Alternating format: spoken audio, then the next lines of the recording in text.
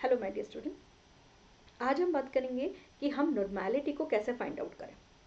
पिछले लेक्चर में हमने ये देखा कि इक्विवेलेंट वेट और ग्राम इक्विवेलेंट कैसे फाइंड आउट करें।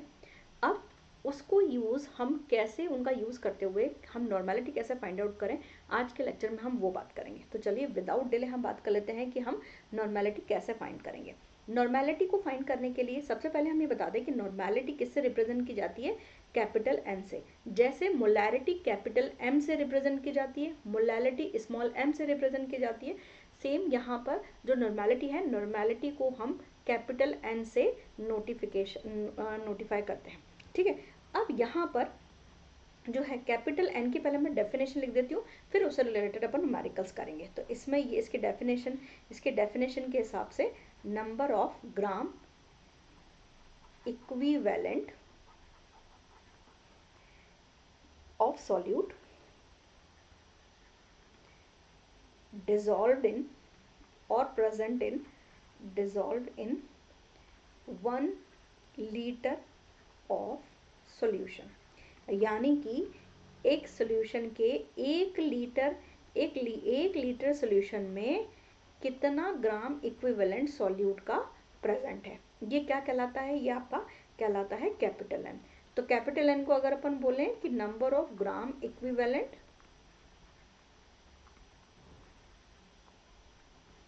Of solute upon volume of solution, और वॉल्यूम किस में है बेटा, वॉल्यूम है लीटर में, ये ध्यान रखिएगा लीटर में है। ठीक है, अच्छा यहाँ पर वॉल्यूम की बात कर रहे हैं, इसका मतलब ये जो क्वांटिटी है ये टेम्परेचर डिपेंडेंट है, इसमें टेम्परेचर का इफेक्ट आएगा। मोलैलिटी में हमने बात करी थी कि वहाँ पर टेम्परेचर का इफेक्ट नहीं आता, क्योंकि वहाँ पर हम जो है वॉल्यूम की जगह मास कंसीडर करते हैं। अब यहाँ पर ये जो है कैपिटल एन का हमने फॉर्मूला कर लिया, इसकी अगर मैं यूनिट की बात करूँ तो इसकी यूनिट होगी ग्राम इक्विवेलेंट अपॉन लीटर, ये इसकी यूनिट हो जाएगी। ठीक है, इसकी ये यूनिट हो गई, ये इसकी यूनिट हो गई कैपिटल एन की। ठीक है, अब मैं इससे रिलेटेड एक न्यूमेरिकल कर लेते हैं जिससे आपको और क्लैरिफाई होगा कि भाई आखिर ये क्वेश्चन होगा कैसे, इसके क्वेश्चंस कैसे होंगे। तो चलिए फटाफट से हम इसके जो है क्वेश्चंस की बात कर लेते हैं कि what is capital N of solution, short में ही लिख रही हूँ मैं ताकि टाइम ना लगे, that contain 49 gram of H2SO4 dissolved in 15 litre water. ठीक है, 15 लीटर ऑफ सोल्यूशन, ऐसा आप समझ लीजिए कि सोल्यूशन का 15 लीटर है और 49 ग्राम H2SO4 डिजॉल्व है। तो सबसे पहले अपन इसका क्या करेंगे, इसका ग्राम इक्विवेलेंट निकाल लेंगे। तो ग्राम इक्विवेलेंट निकालने के लिए मैंने आपको तरीका बताया हुआ है कि ग्राम इक्विवेलेंट कैसे निकालोगे। ग्राम इक्विवेलेंट निकालने का सीधा सा तरीका है, इसका मोल इंटू वैलेंसी फैक्टर आप कर दोगे, है ना, मोल इंटू वैलेंसी फैक्टर या एक्स, जिसको हमने एक्स से बताया था वैलेंसी फैक्टर को। अच्छा, इसका मोल कैसे निकलेगा, मोल मतलब given mass upon molecular mass. H2SO4 का मॉलिक्यूलर मास कितना होता है 98। अच्छा, इसका वैलेंसी फैक्टर, H2SO4 का वैलेंसी फैक्टर कितना होता है 2। ठीक है, तो 49 2 जा और 2 से 2, तो ये हो गया आपका 1 ग्राम इक्विवेलेंट। ठीक है, अब यहाँ पर 1 ग्राम इक्विवेलेंट है और 1 ग्राम इक्विवेलेंट, अच्छा कैपिटल एन के फॉर्मूले के हिसाब से ग्राम इक्विवेलेंट अपॉन टोटल जो सोल्यूशन का वॉल्यूम है वो है 15 लीटर, तो इसका आंसर कितना आ जाएगा 1/15 एन, ये इसका आंसर आ जाएगा। क्लियर है, समझ में आ गई।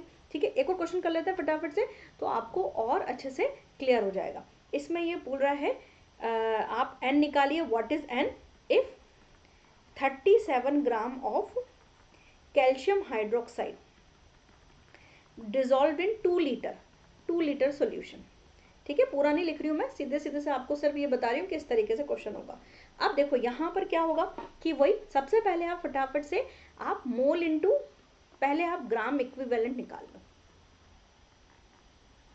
आप ग्राम इक्विवेलेंट निकालने के लिए मोल इंटू वैलेंसी फैक्टर, मोल कैसे निकालोगे, given mass upon molecular mass.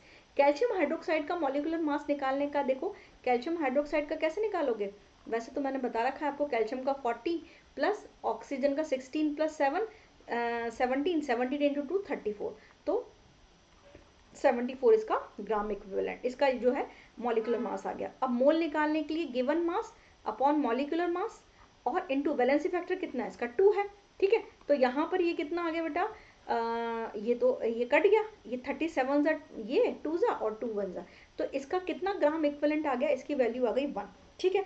अब यहाँ पर ये जो है कितना आ गया, ये 1 आ गया। अब ये कितने लीटर सोल्यूशन में है, ये 2 लीटर सोल्यूशन में है, तो इसको अपन 1 ग्राम इक्विवेलेंट अपॉन यहाँ पर कितना हो जाएगा अपॉन 2, तो ये कितना आ गया इसका जो अब अपन जो है इसका 2 लीटर सोल्यूशन में है, तो वही इसको आप 1, इसका ग्राम इक्विवेलेंट कितना 1 है, तो 1/2 क्योंकि 2 लीटर है, तो इसका आ गया 1/2 यानी कि 0.5 नॉर्मल सोल्यूशन, ये इसका आंसर आ गया। क्लियर है। तो आई होप आपको नॉर्मलिटी समझ में आई होगी।